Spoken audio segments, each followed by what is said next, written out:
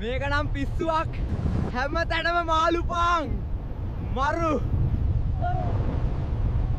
යාළුවනේ මම short it's ලෝකෙට ඇවිල්ලා ඉන්නේ. මම දැන් මේ යන්නේ ලොකු රෝල්ස් එකක් ඇතුලෙන්. රෝල් එක ඇතුලෙන් ගියාම මතුවනේ මෙහෙට. මෙහෙ පිරිලා තියෙන්නේ රෝල්ස් වලින්. අර ගලන්නේ සෝස් ගඟක්. අපි රෝල්ස් එකක් කාලාම ඉමු.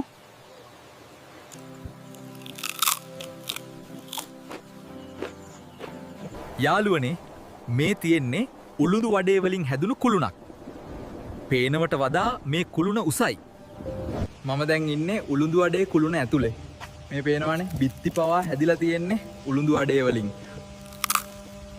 කුළුණ උඩට ආවම අපිට බලා ගන්න පුළුවන් අහස උඩ පාවෙන උණුම උණු පරිප්පු වඩේ.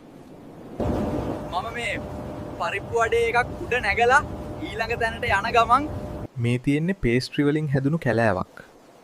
මේ තියෙන ගස් පවා පේස්ට්‍රි වලින් තමයි හැදිලා තියෙන්නේ. මේ තියෙන පේස්ට්‍රි වලින් එකක් කෑවම බඩ පිරෙන තරමටම ලොකුයි. සැරම සැර ෂෝට් ඉට්ස් ටිකක් කෑවට පස්සේ අනිවාර්යයෙන්ම තේ එකක් බොන්නම ඕනේ.